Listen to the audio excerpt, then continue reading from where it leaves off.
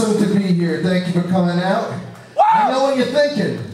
What the fuck is this prog guy doing here? He's not one of the big four. Prog! Let me tell you something.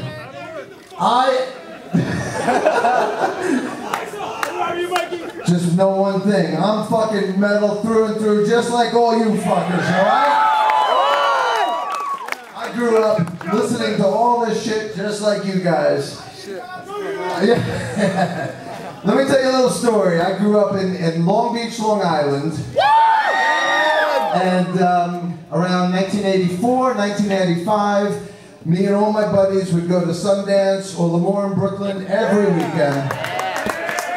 And metal was my life. I mean, at that time, the thrash scene was budding, and I was going to these clubs every weekend seeing Exodus, Testament, Overkill, Nuclear Assault, Flotsam and Jetsam. I mean, this was like what we were doing every weekend, and I grew up on the thrash scene. When that scene was going and just blossoming, I was deep in it, just like all these guys. And I ended up taking a different path, and when I went to Berkeley, I met John Petrucci and John Mayung. They weren't really into the thrash scene, but they knew some of the basics, and at that point, we ended up going in a more progressive direction. But when I went to Berkeley, I was this full-on thrash metalhead. I was also going to see the New York hardcore bands like the Crumbsuckers and Leland, Chromags, Ludacris, all that shit. So really, I ended up going in a prog direction, but I was definitely rooted in the metal scene at that time. And like Charlie and Frankie and David, I grew up listening to all the same shit. I mean, we started with the classic rock stuff in the 60s, the Beatles and the Who and the Stones. But really, in the 70s, you know, all four of us were listening to Sabbath, Purple, Purple, yeah. Led Zeppelin, yeah. And then came Kiss, then came Judas Priest, Iron Maiden, AC/DC, Motorhead. I mean, this is the evolution. And then came Metallica, Slayer,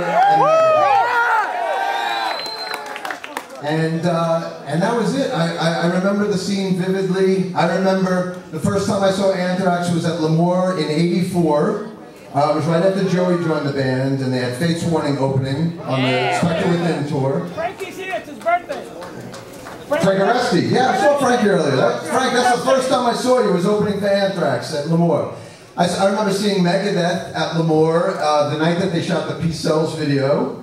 That was right in Lemoore, and the Crumbsuckers were opening. So I was definitely into this whole scene. And then I went off to Berkeley, and then somehow went onto a prog tangent because I grew up listening to all those bands too. Rush, Yes, Genesis, King Crimson. So I wanted to do something that combined both, but metal was always in my heart. And through the 90s, I still follow it all, even when metal was going through a weird phase. We still had Pantera, Machine Head, Sepultura, and those guys kept it alive in the 90s, and somehow, after going through this weird period, everybody came back in, and it's all a fucking happy family once again.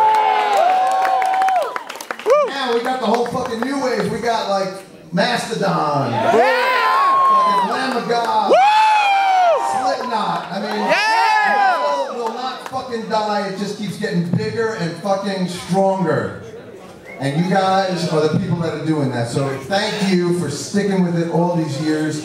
What's going down here tonight and what's going down Wednesday are important things for the fucking metal world. I mean, Yankee Stadium. That's insane. I remember seeing Metallica opening for Wasp in '85 at Lemoore. And now they're fucking playing Yankee Stadium. Our little boys have done well. Anyway, so, you know, that's basically just showing that why we're all here. We're all here in the name of metal, and we all have done different things and all been part of different scenes, but we're all here for the love of metal.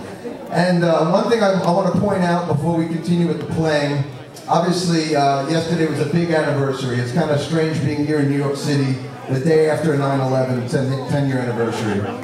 But there's another important anniversary this month that I don't know if everyone's thinking about. 25 25 years ago this month, we lost the godfather of thrash, Cliff Burton. 25 years ago this month. Is that fucking crazy, man?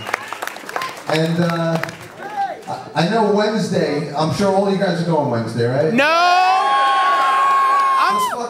I'm too broke! I'm gonna be thinking, he's gonna be the only guy really missing from that show. And, you know, it's sad that he's not gonna be around, but think of that fucking band in the sky with Cliff Burton on bass, John Bonham on drums, Dimebag and Randy Rhoads doing guitars, and then the great Ronnie James Dio singing. So Cliff won't be with us all Wednesday, but man, he's got the fucking ultimate supergroup going on up there. Right? Well, speaking of jams and supergroups, this is the end of the clinic portion. This is the end of the fucking talking. From this point forward, it's full on playing. So, let's bring out the rest of the guys and do some playing.